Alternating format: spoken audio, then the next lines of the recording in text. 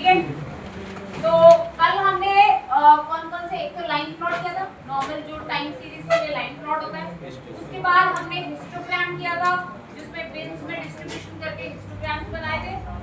Histogram के बाद third हमने किया था पाई प्लॉट। एक और एग्जांपल बनाते हैं पाई प्लॉट का, फिर उसके बाद हम देखेंगे बॉक्स एंड विस्कर प्लॉट कैसे बना सकते हैं और स्कैटर प्लॉट कैसे बना सकते हैं।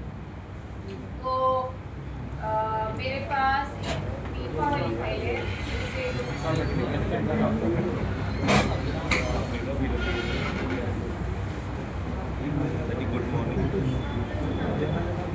हाँ उसमें कुछ और कॉलम है।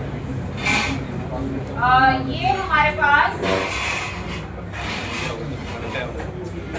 डेटा आ गया।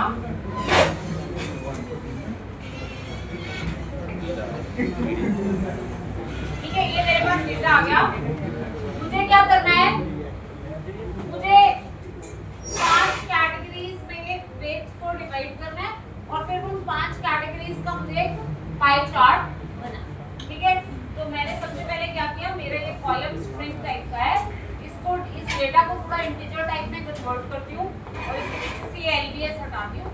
उसके बाद मैं इसको इंटीजर होगा तो ग्रेटर देन लेस देन करके अलग अलग कैटेगरीज बनाऊंगी और फिर मैं उसको लिखूंगी। ठीक है, तो देखो हम कैसे करेंगे इसको। मैंने लिखा फीफा वेट वाला कॉलम, इसमें क्या आ जाए, और एक्स इन, आप यही चीज अप्लाई से भी कर सकते हो। If type of x equal to str, तो क्या करें, x डॉट स्ट्रिप lbs और जो भी आए उसको फिर इंटीजर देगा। टाइप ऑफ एक्सेस एल्स क्या रिटर्न करे, इतने से मेरा कॉलम क्या हो जाएगा, इंटीजर टाइप में कन्वर्ट। ठीक है, आप इसकी जगह एक कॉलम पे अप्लाई भी लगा सकते, सेम ही काम। ये पहले भी मैंने एक दिन आपको करवाया था कि आपने इसमें से एलबीएस हटाया था और इसको इंटीजर में कास्ट किया। ठीक है, वही काम किया। अब इसके बाद अगर मैं अपना वेट वाला कॉलम देखूंगी तो वो इंटीजर टाइप में कन्वर्ट, ठीक है, फ्लोट टाइप में कन्वर्ट हो गया और इसके पीछे से एलबीएस। ठीक है, तो हमने क्या किया, और एक्स इन वेट वाले कॉलम की सीरीज को उठाया, उसमें से एक एक डेटा उठाया। अगर उसकी टाइप स्ट्रिंग है तो मैंने उसमें से एलबीएस हटा दिया और उसको इंटीजर में कास्ट। अब मुझे इसके अलग अलग कैटेगरी, जैसे लाइक एक कैटेगरी बनाई मैंने, इसमें मैंने क्या डाला, काउंट करके डाला फीफा में कितने लोग हैं जिनका वेट जो है लेस दैन 1, इनके आईडी को मैंने कर लिया। ये मेरे पास लाइट वेट वाले कितने लोग हैं, मीडियम, फीफा जिनका वेट ग्रेटर देन 130 है एंड जिनका वेट लेस देन 145, इनको मैंने काउंट कर लिया। ऐसे वाले लोगों को मैंने क्या कर लिया, सिमिलरली एक कैटेगरी बना ली हेवी, इसमें मैंने greater than 145 and less than 160, एक कैटेगरी बना दी मैंने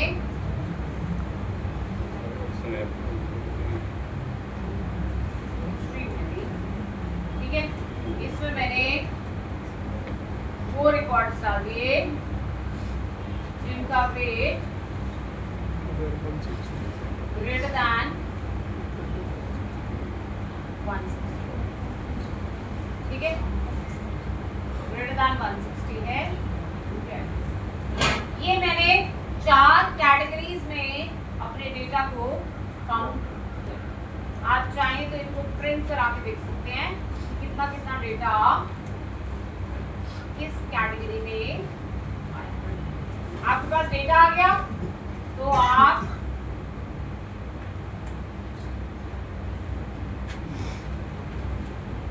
आप इसे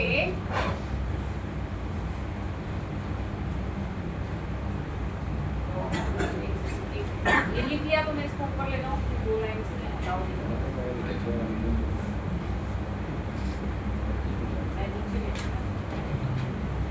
ठीक है।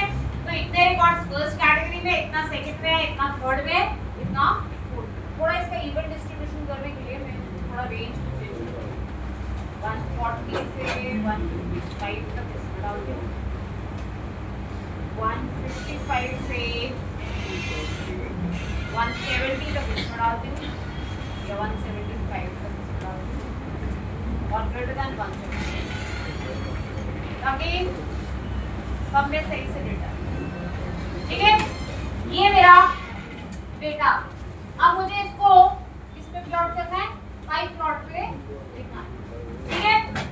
पाई प्लॉट पे इस डेटा को लिखना है, PLT डॉट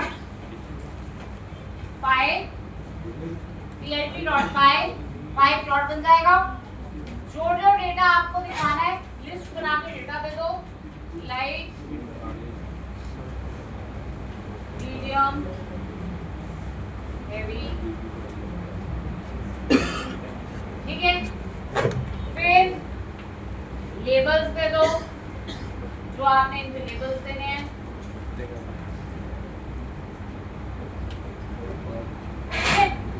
ऐसे आप विजुअलाइजेशन,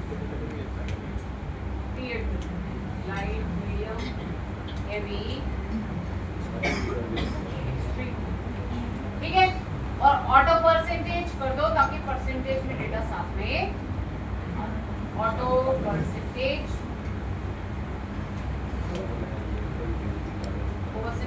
डॉट टू एफ। इतने से आप देखोगे आपका एक पाई प्लॉट, ठीक है, पाई प्लॉट, ठीक है। अब पाई प्लॉट में आप ये समझते ही हो कि अगर मेरी कैटेगरीज 10, 15, 20 हो जाए, अगर उससे 10 भी कैटेगरीज हो जाए तो फिर इसका इतना मीनिंग नहीं रहता, क्योंकि फिर वो बहुत खिंच हो जाता ना, फिर उसे समझ में नहीं आता, ठीक है। तो pie plots can be used to show only if we have limited amount of categories, तभी हम पाई प्लॉट को यूज करते हैं। अदरवाइज इसकी जगह सीबोन में और अलग अलग तरह के बहुत सारे प्लॉट्स हैं जो हम यूज कर सकते हैं, ठीक है। तो ये हो गया हमारा पाई plot.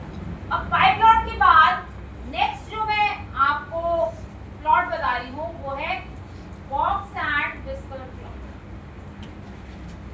Box and whisker plot, एक मिनट में आपको पहले इंटरनेट से इसकी शक्ल दिखा दूँ। ये इस तरीके से इमेज देखो, बॉक्स एंड विस्कर प्लॉट इस तरीके का, ठीक है। ये बॉक्स एंड विस्कर प्लॉट की फोटोग्राफ है।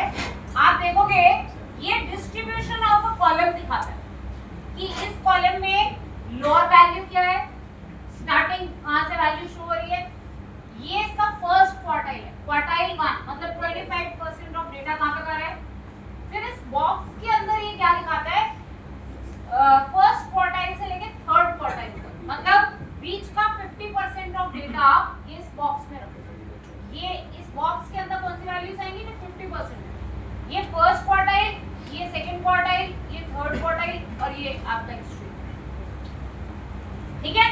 तो इस बॉक्स के अंदर 50% ऑफ योर डेटा आता है, ये फर्स्ट 25% और ये आपका लास्ट 25%। ये आपको डिस्ट्रीब्यूशन ऑफ डेटा दिखाता है, आपको पता चलता है कि आपका डेटा सेंटर कहां पे कर रहा है, वैल्यूज आउटलायर्स हैं वो भी दिखाता है।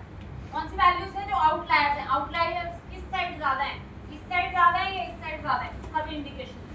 ठीक है, तो डिस्ट्रीब्यूशन ऑफ डेटा देखने के लिए हमारे पास क्या होता है, बॉक्स एंड व्हिस्कर प्लॉट। इसके बीच में एक लाइन से मीडियन शो होता है कि मीडियन वैल्यू कहां पे आ रही है, ये क्वार्टाइल्स शो होते हैं, अलग अलग क्वार्टाइल्स ये शो। ठीक है, इस तरीके से बॉक्स एंड व्हिस्कर प्लॉट ज्यादातर किस चीज के लिए यूज करते हैं, किसी कॉलम के डेटा की डिस्ट्रीब्यूशन स्टडी करने के लिए। नॉर्मली जब भी हम अपना कोई मशीन लर्निंग का काम कर रहे होते हैं तो उसमें हमारे को ये जरूर देखना होता है कि किस कॉलम की रेंज कहां से कहां तक है, किसमें आउटलायर डेटा कहां पे ज्यादा आ रहा है। ठीक है, तो वो देखने में हमारी बॉक्स एंड व्हिस्कर प्लॉट है। तो अब हम देखते हैं कि हम बॉक्स एंड व्हिस्कर प्लॉट कैसे बना सकते हैं। ठीक है, तो देखो इसको कैसे बना सकते हैं। इसको बनाने के लिए यही फीफा वाला डेटा यूज करूंगी। इसमें देखो एक कॉलम है क्लब, फीफा डॉट लॉग, पहले 10 रोज का। अब क्लब, फुटबॉल क्लब होता है ना अलग अलग, तो ये FC Barcelona, Manchester city, real Madrid, ऐसी अलग अलग क्लब्स में हमारे जो प्लेयर्स हैं वो डिवाइड है। ठीक है, मुझे क्या करना है, या तो सारे पहले एक बॉक्स प्लॉट में बना के दिखाती हूँ जिसमें मैं सारे ओवरऑल पोटेंशियल का एक डिस्ट्रीब्यूशन आपको दिखाती हूँ, फिर मैं क्लब वाइज डिस्ट्रीब्यूट करके दिखाऊंगी कि इस क्लब का कैसा है, दूसरे क्लब का कैसा है, ताकि कंपैरिजन भी हो सके। तो पहला मैं बॉक्स प्लॉट सिंपल बनाती हूँ। हाँ, एक स्पेसिफिक कॉलम भी यूज करो या सारे न्यूमेरिक कॉलम्स भी यूज करो, ये न्यूमेरिक डेटा की डिस्ट्रीब्यूशन दिखाता है। ठीक है, देखो plt डॉट बॉक्स प्लॉट, आपने किस चीज पे प्लॉट करना है, फीफा के ओवरऑल पोटेंशियल। एक कॉलम था ना ओवरऑल जिसमें ओवरऑल ग्रेडिंग आती है प्लेयर्स की, तो मैंने क्या किया, इस पे बॉक्स प्लॉट कर plt डॉट ये आपका ओवरऑल पोटेंशियल। इसका मतलब लोएस्ट रेंज आपकी ये 61 62 के आसपास है, मीडियन पोटेंशियल आपका 70 से नीचे है। ठीक है, फर्स्ट 25% ऑफ डेटा आपका 65 से नीचे है, 50% ऑफ डेटा आपका ये 71 72 के बाद रह जाता है। इसके बाद वाले यहाँ तक के डेटा में आपके पास नेक्स्ट 25%, और इसके ऊपर जो डेटा है वो इसने मार्क कर दिया कि ये आपका आउटलायर है। ठीक है, ये डेटा आपका आउटलायर डेटा। आउटलायर कैसे निकालता है, जैसे मीन और मीडियन में बहुत ज्यादा डिफरेंस आ रहा है। मीन और मीडियन में डिफरेंस क्यों आ रहा है, क्योंकि आपका डेटा एक साइड पे स्क्यूड है। जैसे अगर आपकी क्लास में ज्यादातर बच्चों के ज्यादा मार्क्स हो, बहुत थोड़े बच्चों के कम मार्क्स हो, तो आपका मीन जो है वो ज्यादा वाली साइड पे। Whereas मीडियन क्या होता है, सेंट्रल वैल्यू। मीडियन आपको सेंट्रल वैल्यू दिखाता है, मीडियन ये नहीं बताता कि इस साइड को ज्यादा लीनिंग है, इस साइड को ज्यादा। ठीक है, तो ये क्या करता है, मीन और मीडियन को देख के ये बता देता है कि आपका डेटा किस साइड स्क्यूड है, किस साइड के आउटलायर्स आपके पास ज्यादा है। जो आउटलायर्स वैल्यूज हैं वही आपको क्या करता है, शो। ठीक है, क्लियर है। ऐसे आपको क्या पता चल जाता है, आपको डिस्ट्रीब्यूशन पता चल जाता है। इससे आप इजीली ये पता लगा सकते हैं कि अच्छा मेरा मेन डेटा तो इस रेंज के अंदर है। इसका मतलब कि मुझे अपने ट्रेनिंग डेटा में, जो मैंने अपने मॉडल को ट्रेनिंग डेटा भेजना है, उसमें इस डेटा के ऊपर ज्यादा फोकस करने की जरूरत है, क्योंकि मेजॉरिटी ऑफ रिकॉर्ड्स मेरे इस रेंज के अंदर है। ठीक है, अगर आप अपने मॉडल को अननेसेसरली ये वाला डेटा भेजते रहोगे तो वो इस डेटा को फिट करने के चक्कर में हो सकता है ये जो ज्यादा रिकॉर्ड्स हैं इनकी फिटिंग खराब हो। ठीक है, तो इसलिए आउटलायर्स को देखने के लिए बॉक्स एंड व्हिस्कर प्लॉट बहुत हेल्पफुल है। आउटलायर्स को भी देखने में और डेटा की डिस्ट्रीब्यूशन भी देखने में कि डेटा कहाँ पे, डेटा की रेंज कहाँ से कहाँ पे मेजर डेटा। ठीक है, उनको देखने में आपकी ये। अच्छा, अभी तो मैंने ये एक बॉक्स प्लॉट बनाया, मैं क्लब वाइज अलग अलग क्लब्स के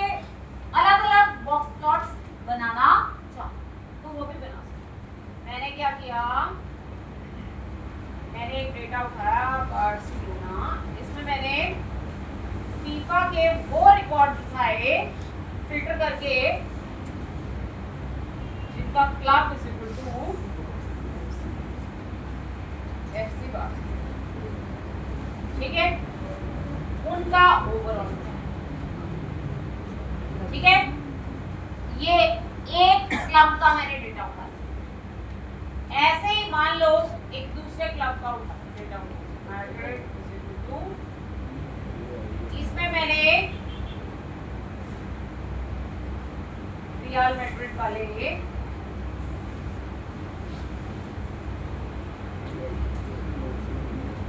एम्प्लॉइज का डेटा, ठीक है, उस क्लब के मेंबर्स का डेटा।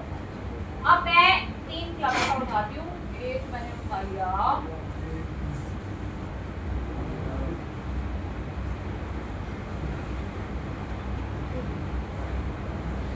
यहाँ पे, मैंने ये वाले क्लब का डेटा, 3 क्लब्स का डेटा मैंने उठा लिया, ठीक है, 3 क्लब्स का डेटा मैंने। अब मुझे क्या करना है, बॉक्स प्लॉट में इन तीनों के बॉक्सेस प्लॉट करना है, ताकि मैं देख तो सकूं हर क्लब का और उनको कंपेयर भी कर सकूं, किसका ओवरऑल पोटेंशियल ज्यादा है, किसमें ज्यादा अच्छे प्लेयर्स हैं, किसमें कम पोटेंशियल वाले प्लेयर्स हैं, वो मैं साइमल्टेनियसली देख सकूं, ठीक है। अब मैंने बॉक्स प्लॉट जो बनाया उसमें मैंने डेटा पास कर दिया बार्सिलोना का, मैड्रिड का और ठीक है, लेबल्स भी दे दो,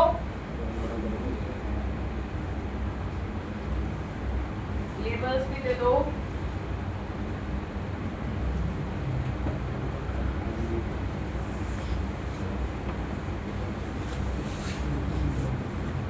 और ठीक है, ये देखो मैंने बॉक्स प्लॉट, ठीक है, ये बॉक्स प्लॉट। अब अगर आप ये देखो, इसको देख के आपको क्या पता चल रहा है कि इस क्लब के पास ज्यादा रेंज के प्लेयर्स हैं, बुरे भी हैं, कम पोटेंशियल वाले भी हैं, ज्यादा पोटेंशियल वाले भी हैं। ओवरऑल हाईएस्ट पोटेंशियल वाले प्लेयर्स इस वाले क्लब, ठीक है, क्लियर है। कईयों में बहुत ड्रास्टिक भी हो सकता है, ये तो मैंने अच्छे वाले क्लब ही उठाए, अगर मैं कोई बहुत छोटा क्लब उठाऊं तो उसका हो सकता है डेटा बहुत नीचे है, तो मेरे को देखते ही पता चल जाएगा कि इसमें इतने अच्छे प्लेयर्स, ठीक है। इसमें कलर्स वगैरह सब हो सकते हैं, मेरे ख्याल से इसमें आर्गुमेंट्स होते हैं। आई वांट टू, मैं इसके इन चीजों पे कल डिजाइन पे इतना फोकस नहीं कर रही हूँ, क्योंकि ये तो आप कभी भी इससे आप इसका कलर दे सकते हो, ठीक है। इसमें एक आर्गुमेंट रहता है शो मीन्स, अभी तो लाइन से तो मीडियन आ रहा है ना, शो मीन्स ट्रू करो तो ये मीन दिखाएगा साथ में, ये ग्रीन आ रहा है, ये मीन है, मीन यहाँ पे है, मीडियन, ठीक है, क्लियर है, क्लियर है। इसका मतलब ये डेटा ज्यादा स्क्यू है, ये वाला डेटा भी ज्यादा स्क्यू है, ये वाला data almost mean and median, skewness का। अभी मैं ये जब टॉपिक खत्म करूंगी मशीन लर्निंग शुरू करने से पहले, मैं आपको एक या दो लेक्चर लेके स्टैटिस्टिक्स की बेसिक चीजें बताऊंगी, ताकि आपको डेटा के बारे में और ज्यादा समझ में आ सके। बेसिक स्टैटिस्टिक्स जो हमारे को मशीन लर्निंग के साथ यूज होता है, वो स्टैट्स में आपको एक बार बताऊंगी, ठीक है, क्लियर है, ये समझ में आ गया बॉक्स प्लॉट। अब इसके बाद एक दूसरा प्लॉट जो हम डिस्कस करेंगे वो है स्कैटर प्लॉट। स्कैटर प्लॉट किस चीज के लिए यूज होता है, दो वेरिएबल्स का आपस में रिलेशनशिप स्टडी करने के लिए, दो वेरिएबल्स का आपस में रिलेशनशिप स्टडी करने के लिए हम क्या यूज करते हैं, स्कैटर प्लॉट। आपने देखा होगा क्लास 1 क्लास 2 में आप फिजिक्स पढ़ते हैं, पूरी फिजिक्स में आप यही पढ़ते हैं कि कौन सी चीज किसके साथ वेरी करती है, कौन सी चीज किसके साथ नहीं, कौन सी डायरेक्टली वेरी करती है, कौन सी इनडायरेक्टली। क्यों, वो सब हम क्यों स्टडी करते हैं, क्योंकि अगर मेरे पास अननोन चीज एक अननोन चीज और बाकी नोन चीज है, तो मेरे पास एक फॉर्मूला हो जिसमें मैं नोन चीजें डालूं तो मेरे को अननोन चीज की वैल्यू। तो मशीन लर्निंग भी क्या करेगा, जब मैंने उसे कहना है कि मुझे ये वैल्यू प्रेडिक्ट करके दो, तो कैसे प्रेडिक्ट करेगा, तो फॉर्मूला बनाएगा ना, वो फॉर्मूला बनाएगा, उसमें नोन वैल्यूज को डालेगा और अननोन वैल्यू को कैलकुलेट करेगा। वेरी मच लाइक जैसे हम फिजिक्स में करते थे या मैथ्स में भी करते हैं। अब इक्वेशन बनाते हैं, इक्वेशन में नोन वैल्यूज डालते हैं, अननोन वैल्यू को कैलकुलेट करते हैं, वैसे ही कुछ काम करेगा ना वो भी। ठीक है, एक पार्ट सारी मशीन लर्निंग में एक पार्ट ऑफ मशीन लर्निंग जो प्रेडिक्शन करती है वो ज्यादातर इसी तरीके से काम करती है। ठीक है, रिग्रेशन जिसे कहते हैं वो ज्यादातर इसी तरीके से काम। तो इसके लिए मेरे को ये जरूर पता होना चाहिए कि किस फीचर का किसके साथ क्या रिलेशन है। क्या number of years of experience बढ़ने से सैलरी बढ़ती है कि नहीं बढ़ती? क्या अगर आपका स्किल का लेवल, ये तो नॉन सी चीजें हैं ना, बट जब आप किसी मैन्युफैक्चरिंग के उसमें जाओगे तो आपको ऐसे थोड़ी पता होगा कि हाँ जी एक्सपीरियंस बढ़ने से सैलरी बढ़ती है। उसमें तो कई सारे ऐसे पैरामीटर्स होंगे, आपको पता ही नहीं होगा कि ये x2 क्या है, ये y क्या है, ये आपको पता ही नहीं होगा कि इसमें स्टोर क्या होगा। आप कैसे पता लगाओगे कि कौन सी फीचर किसके साथ कैसे रिलेटेड है? तो उसके लिए हमारे पास होता है स्कैटर प्लॉट। स्कैटर प्लॉट क्या करता है, आप x और y दे दो, वो x और y के पॉइंट्स को एक एक पॉइंट को प्लॉट कर देता है। जब वो प्लॉट कर देता है तो वो प्लॉट की कोई ना कोई शेप बनेगी। अगर वो शेप इस तरीके की लाइन बन रही है तो इसका मतलब उनमें लीनियर रिलेशनशिप है।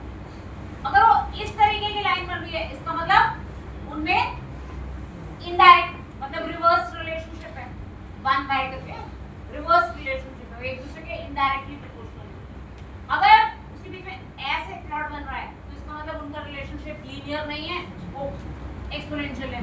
ठीक है, इस तरीके से स्कैटर प्लॉट से आपको ये पता चलता है इस x की वैल्यू पे y की वैल्यू है, इस पे ये, इस पे ये, इस पे ये। तो स्कैटर से आपको हर पॉइंट दिख जाएगा, आपको पता चल जाएगा कि इनके बीच का रिलेशनशिप कैसा है भी या नहीं।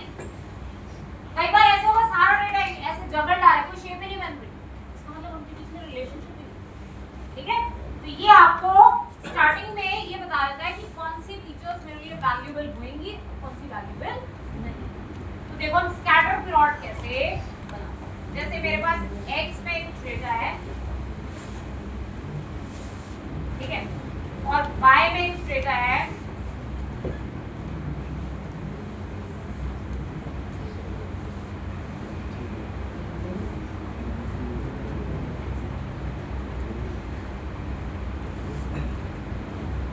ये मेरा मैंने बोला plt dot scatter x, plt dot scatter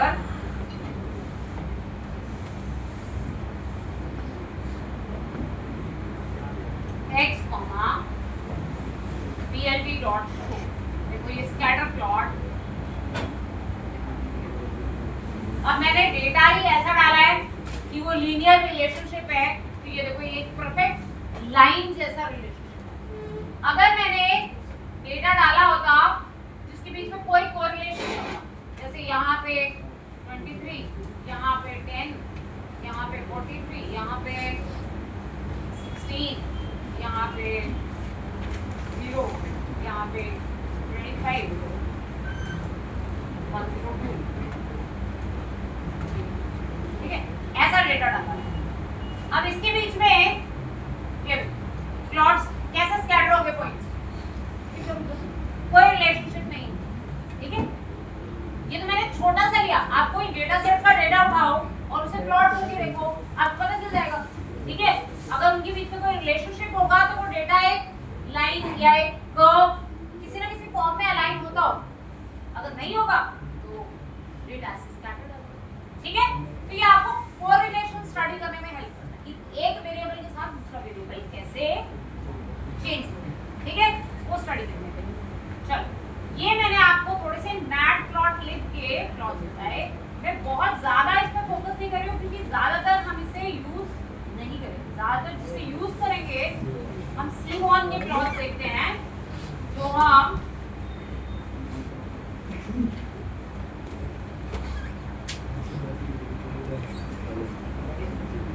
Simon में कितनी तरह के प्लॉट्स हैं ये देखो। अब प्लॉट्स करेंगे, ठीक है। तो C1 में अलग अलग तरह के प्लॉट्स हैं और अलग अलग कैटेगरीज में डिवाइड है। कैटेगोरिकल डेटा को दिखाने के लिए count plot, bar plot, box plot, violent plot, strip plot, spawn plot, ठीक है, ये अलग अलग। डिस्ट्रीब्यूशन ऑफ डेटा दिखाने के लिए ये बहुत सारे प्लॉट्स हैं। रिलेशनशिप दिखाने के लिए ये अलग प्लॉट है। रिग्रेशन की लाइन प्लॉट करने के लिए अलग प्लॉट है। फिर ये हीट मैप, क्लस्टर मैप, ये अलग तरह के प्लॉट्स हैं। और ये फेसेट ग्रिड, अगर एक में बहुत सारे वो बनाने प्लॉट्स बनाने तो फेसेट ग्रिड, ठीक है। तो हम एक एक कैटेगरी को उठा के करेंगे। अभी मैं सबसे पहले आपको सारे के सारे कैटेगोरिकल प्लॉट्स दिखाती हूँ कि कैटेगोरिकल प्लॉट्स हम C1 में कैसे बना सकते, ठीक है। देखो कैसे हम उसे पहले तो इंस्टॉल करो C1, फिर इंस्टॉल C1, फिर install C1,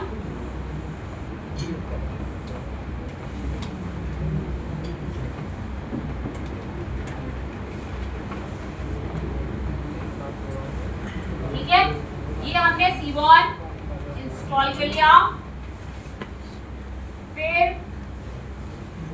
import C1 as SNS, C1 को इंपोर्ट करा लिया। अब इसमें क्योंकि विजुअलाइजेशन लाइब्रेरी है, विजुअलाइजेशन डेटा के बिना तो होती नहीं, तो इन्होंने ना बहुत सारे डेटा सेट्स अपने बना के दिए हुए हैं। और वो डेटा सेट्स आप सिर्फ C1 में नहीं, लेटर ऑन आपको साइकिट-लर्न में भी मिलेंगे, जो हम मशीन लर्निंग के साथ भी कई बार वो डेटा सेट्स यूज करें। तो आप इसके डेटा सेट्स को अलग अलग, मेरे ख्याल से 10-12 डेटा सेट्स हैं, 10-12 से ज़्यादा है, तो अलग अलग डेटा सेट्स को देख सकते हो। उसमें आपको अच्छा डेटा मिल जाएगा जिसको आप विजुअलाइज करने के लिए। जैसे मैं सबसे पहले आपको इसमें से एक डेटा सेट दिखाती हूँ, SNS dot load data set, tips नाम का डेटा सेट, टिप्स नाम का डेटा सेट, ठीक है। आप पहले इस डेटा सेट को देखो, फिर हम इस पे काम करें। ये एक टिप्स का डेटा सेट है, ठीक है। इसमें क्या स्टोर्ड है, आप कहीं पे खाना खाने गए, टोटल बिल कितना आया, उस बिल पे आपने टिप कितनी दी, सर्वर का सेक्स क्या था जो आपको सर्व कर रहा था, स्मोकर जो टेबल था वो स्मोकर टेबल था, नॉन स्मोकर टेबल था, किस डे पे आप गए, किस टाइम पे आप गए, और आपके टेबल का साइज कितना, 2 लोग थे, 3 लोग थे, 4, ठीक है। ये डेटा है इसमें। अब इसको हम अलग अलग तरह के प्लॉट्स बनाने के लिए, ज्यादातर मैं एक ये डेटा सेट यूज करके अलग अलग तरह के प्लॉट्स बनाऊं, ठीक है। आप इसकी जगह इसमें एक और डेटा सेट भी है, आइरिस, आइरिस, ये फ्लावर्स का डेटा सेट, ये फ्लावर्स का डेटा सेट है। इसमें sepal length, sepal width, petal length, petal width और 21 स्पीशीज का फ्लावर, ठीक है। ये उस चीज का डेटा सेट है। ये हम बाद में क्लासिफिकेशन, जब हम मशीन लर्निंग करेंगे तो हम क्लासिफिकेशन का मॉडल से प्रेडिक्ट भी कराएंगे कि मैंने सेपल लेंथ दे दिया, विड्थ दे दिया, पेटल लेंथ दे दिया, पेटल विड्थ दे दिया, आप बताओ कौन सा species of flower, classification model, ठीक है। तो जो मैं उससे कराऊं आप इससे भी ट्राई कर सकते हो, या और भी इसमें डेटा सेट्स हैं। टाइटैनिक का भी डेटा सेट है इसमें, लोड टाइटैनिक करके देखना, इसमें टाइटैनिक का भी डेटा सेट है। तो कोई भी जिससे मैंने कराया आप उससे नहीं, किसी और डेटा सेट से भी ट्राई कर सकते हो, ठीक है। कहाँ से जर्नी एम्बार्क करी थी, फेयर कितना पे करा था, किस क्लास में ट्रैवल कर रहा था, सर्वाइव्ड है या नहीं, ऐसे इसमें बहुत सारा डेटा। तो मैं भी टिप्स यूज करा रही हूँ, आप इसकी जगह कोई और या लोड CSV करके CSV वाला डेटा भी यूज कर सकते हैं, ठीक है। तो पहले यूज कर रहे थे वो डेटा भी यूज कर सकते हैं। अब देखो ये टिप्स वाला डेटा सेट, इसी पे मुझे क्या लगाना है, काउंट, ठीक है।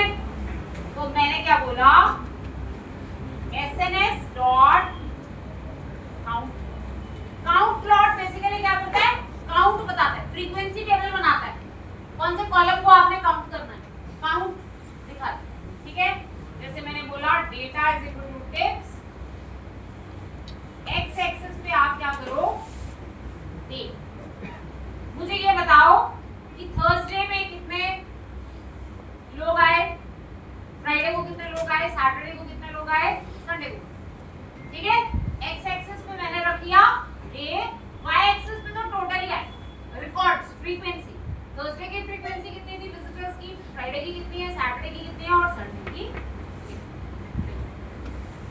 ये आपका प्लॉट, ठीक है।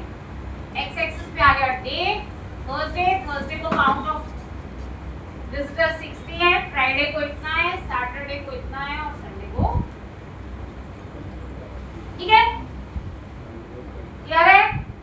अब इसमें आप साथ में, आपने डे दिया, आप इसके साथ एक यू दे सकते हो। यू मतलब फर्दर ग्रुपिंग करने के लिए, जैसे मैंने यू दे दिया टाइम कि लंच में कितने आए, डिनर में कितने आए, तोड़ के बताओ।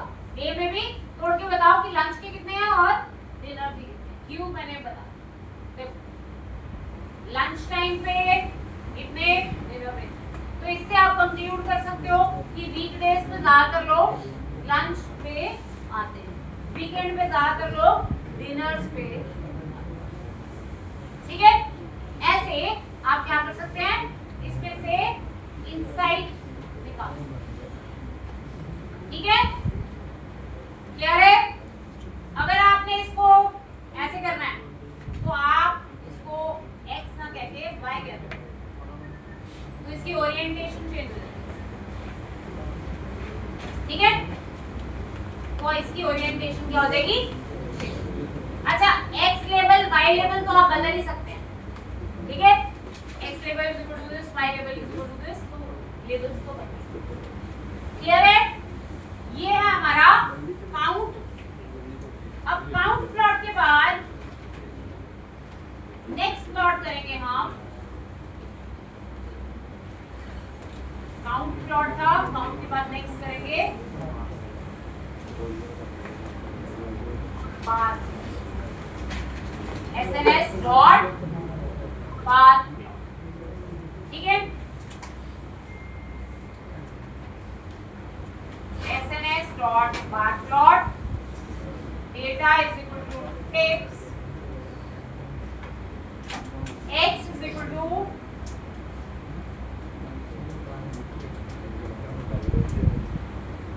Day, x is equal to day, y is equal to total day, y is equal to total day। देखो ये क्या करेगा,